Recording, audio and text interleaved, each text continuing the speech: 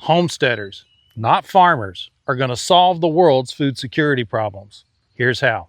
In our last video, we talked about how science has been driving farming for generations now. And it's the scientific method and the need for profits that come out of corporate America that are determining how problems get solved in our food supply. And food security is becoming much more unstable. People are not sure where their next meal is going to come from. If you pay attention to any of the shortages that are taking place right now around the oil that's supposed to be coming out of Iran, you're going to discover it all impacts agriculture. Everything from the fertilizers to the pesticides and even the lubricating oils that are now showing up as deficient in supply. There are a lot of problems being created by one simple bottleneck in a part of the world that shouldn't impact anyone when it comes to agriculture. So why is it that we have built a system that is completely dependent upon that portion of the world for our food supply? Better yet, how are we going to solve that problem? Well, that's where homesteaders come in. See, the farmers are dependent. They are completely locked in. They can't do anything outside of the advice they get from the scientists who need the petroleum in order to make the products that are necessary to work their magic on the fields. Homesteaders, they're not dependent on anyone other than themselves and their own ingenuity. When they have a problem, especially if it impacts their food supply, it's always local. It's direct. It's in front of you. It's in your face. If you see that problem and you have the time, you can take steps to try to mitigate the problem, to protect the food supply. And so homesteaders learn how to take advantage of whatever's on hand so that what looks like a pile of scrap wood and some old bent up fencing and string can become a solution to a problem. Our big food problem for the day, and I know this sounds trivial to y'all, but it's our jalapeno peppers. The problem is we want cowboy candy, and for that we need the jalapeno peppers, so we went out and made sure we had the plants we needed to grow the peppers. But something is eating our peppers. Take a look at this row. So we had these big beautiful plants in the ground, and then all of a sudden we've got this gap. And what we're finding are plants that are cut off. They're not broken, they're cut. Well, there's two critters that we've been able to discover that might be the culprit. It could be a cutworm, and those will come out of the soil at night, wrap themselves around the stem of the plant, and they'll chew it off at the base. This one's up above the first set of leaves, and this is more than likely a rabbit. Now, we were able to stick matchsticks in around the base of the plants, and this should help to prevent the cutworms from wrapping around the base of the plant and cutting it off. Now we got to do something about the fact that rabbits are coming in and chewing on the peppers. And just like Peter Cottontail coming into Farmer McGregor's garden, this is where we're seeing the problem. It's right at the gate.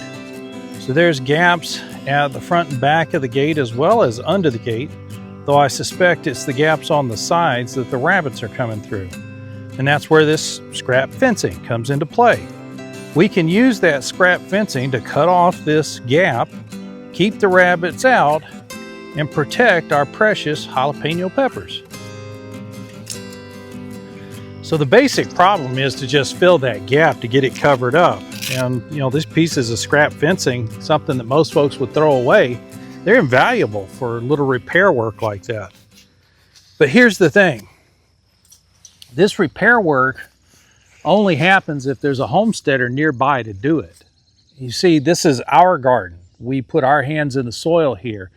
We keep track of where all the fencing is on the property. We know where the scrap is, and we know how this scrap can be deployed to resolve a small problem like this. When you get to the worldwide scale and the problem has nothing to do with agriculture and more to do with the petroleum supply, you're lost. Your food supply suffers and there's nobody to come and fix it. This is why homesteaders are the important people in this country and in this world right now. And it requires more than just Marty and I out here growing food in our little 6-acre plot. The rest of you are going to have to get involved as well. If everybody wants to eat, then a few of us are going to have to return to the land, return to labor, and return to life. Let's see if we can get this thing blocked up. So the gate opens to the inside. So I can either put a sweep on the gate, so basically open up a piece of fencing and wrap it around and cause it to fill the gap, or I could put a bumper on the fence post, which would have the gate close into it. I think that's probably going to be the most stable way to do it. That way, as the grass grows taller, it's not going to be moving back and forth on tall grass. Are you going to sit by and wait for somebody else to solve your food problem, or are you going to solve your own?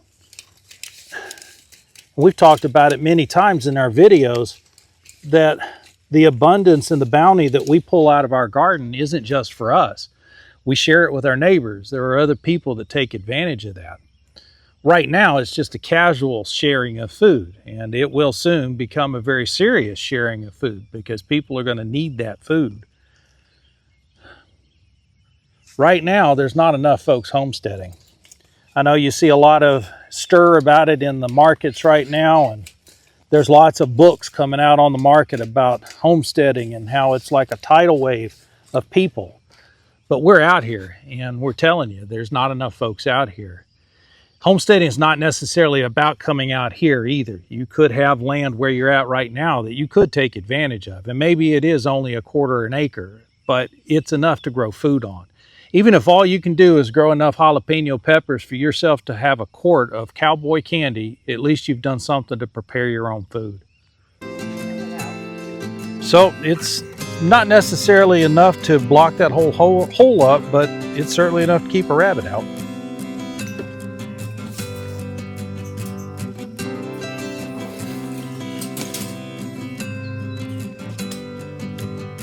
So we decided the chicken wire wasn't really going to cut the mustard here, so we're going to switch over to using this 2x4 fencing.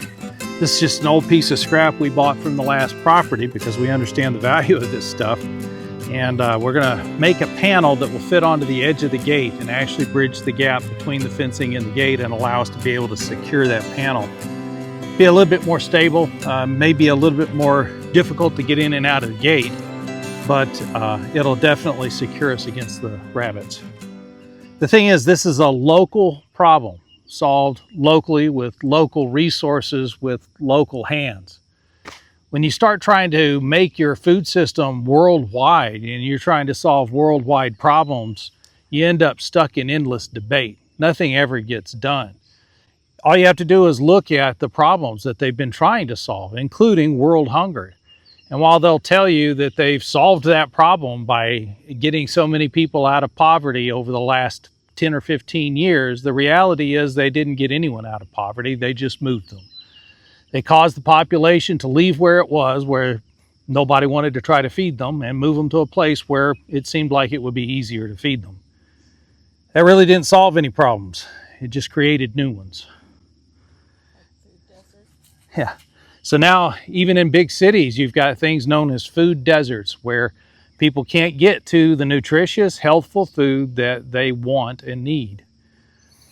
The only way you're ever going to find that, the only way you're going to get rid of those deserts is if you grow your own food. It's time for you to grow what you eat and to eat what you grow. Yeah. You know, it's funny. People that have never seen one of our videos and get exposed to it, oftentimes they're surprised to find out where we live and how far out we exist. And even the people that make deliveries out here are always shocked when they come out to find that people live all the way out where we do. And universally, it seems, including Marty was talking on the phone with a young lady earlier today and describing where it is that we live. And her response was, "Oh, that sounds like paradise." And she expressed a desire to be out doing exactly what we were doing. So everybody knows this is the right way to live. We have it built into our genes. We just know that this is what we should appreciate. We've gotten hung up as a people. We're busy trying to solve the world's problems instead of just trying to solve our own. And the truth is, you can solve your own. You can't solve the world's.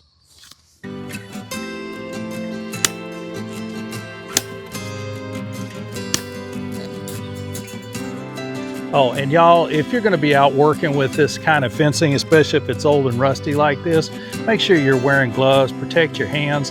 Think about all the pointy ends on the wires you're leaving out. If you're wondering why I'm talking about those, go watch this video.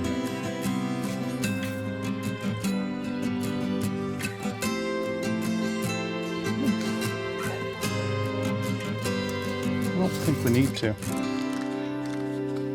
It'll get us right there. I do, because they can push on it. So let's see if this works. Release the fencing, take the latch off. Now the gate can open and close, and when it closes, we have a way to secure that gap. Make sure those rabbits can't get back in and take our peppers. And there we go. We've secured our food supply. We've increased our food security here on the Return Homestead. Y'all, we're not going to be enough. We're going to need more people out here who can figure out how to take some old fencing and solve a local problem to protect a local food supply for the local people. We can solve our own problems. We can't solve the world's. That's why we encourage you so strongly to return to the land. Get yourself some property where you can start growing your own food. Return to the labor. Put your hands in the dirt and start getting something positive done for your food future. And then return to life. Get busy enjoying the life we were supposed to be living. We'll see you next time.